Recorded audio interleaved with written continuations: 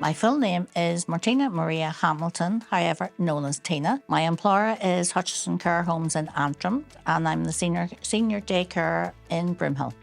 So I done childcare for 13 years because I actually love children. And then what I done was I decided I needed a wee bit of a change. I decided I would visit people out in their homes. Done that for about 2 years. And then I decided one day, I actually want in the nursing homes to work with dementia because that's literally what I want to do. So done my first aid course, done all my training, done the advanced first aid course, went to work in a nursing home in Antrim, part-time in the evenings. Had to take a break for a while. When I went back, I decided that I was going into dementia completely then. I need to focus on what I love, which is the older generation. But I wanted to treat the older people the way I would expect to be treated. And then I decided, I really love this. So I started in Hutchison Care Homes about 14 years now. What I done was I came in and worked the night shift, which I done for about 9 years with Hutchison's, working in every single unit. Then decided that I needed to go on to the day shift because the night shift was just getting a wee bit too much because I wasn't sleeping properly. We have to be trained so many months a year. We're actually doing training.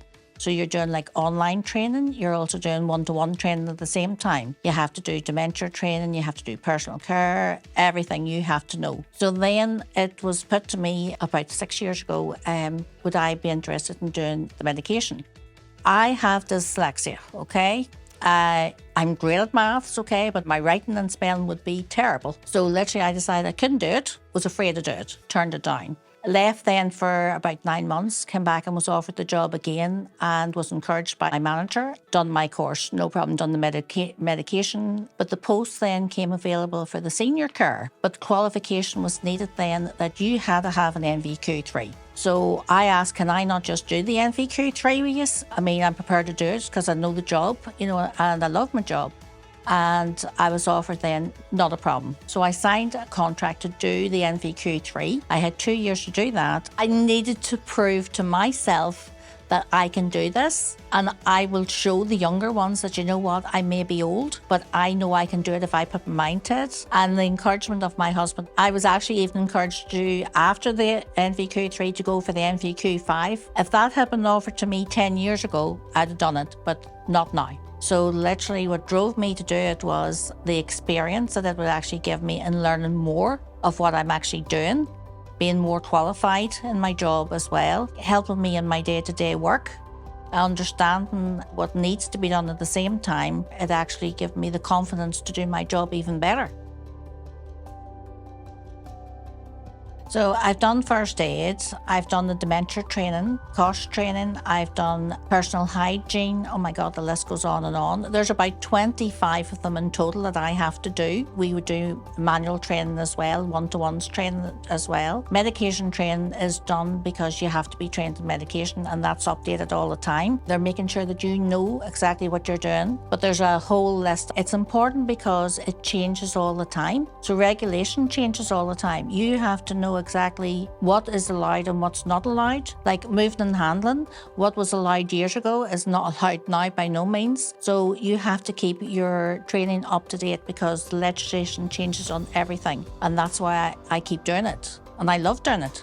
I left school with nothing, zero. So the first qualification I ever had was actually my first aid training. I just got this sort of like a bug where I need to know more stuff because I left school with nothing, even though in those days I wanted to be a nurse. So nowadays I would actually say to the young ones, you need to study, because it's going to benefit you in years to come. And that's the one big mistake I've made. I wished I had done it when I was in my 40s even. And with the management encouragement as well, HR, encouraged me too, was you can do it. So they put me in the mindset and I thought, I will do this. We support each other. We're not one person, we're actually a team. So we actually all work together and the support is always there.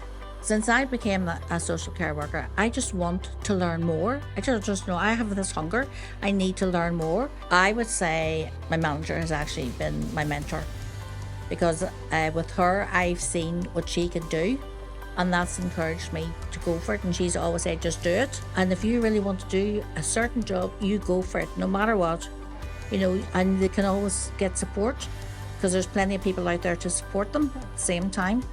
But it's also about encouraging them, listening to what they're saying. Some people just don't want to go further, but if you're hungry for it, you need to do it. We've had like 4 cleaners who've actually changed from cleaning to do the caring job because they want to look after the residents, more so than cleaning. They actually want to do one-to-one with them, spend time with them, encouraging the residents and getting the training that they actually need. Hutchison's, they're really good at training us, so they are. And they're there if we need extra support, they're always there for us. But they will always encourage you to move up the ladder if that's what you want to do as well. I'm just going to keep doing what I do, okay? So the courses I need to do, I can't see myself going much further, okay? Because literally, I am old, okay? If it was 10 years earlier, 100% would be going for management in it and encouraging other ones to keep training, because you can do it. Somebody who has dyslexia, who thought they couldn't do anything, and left school with nothing and literally is, in charge of a unit and responsible for 8 residents, speaking to consultants, doctors, you name it, I have to speak to them, and dealing with everything that goes on there. My advice for them, if that's where your heart is, just go for it, because you will just love it. And you treat people exactly the way you want to be treated. Because at the end of the day, my job at this moment is, it's a privilege for me to work for my residents because I'm their support, but it's my job, it's their home.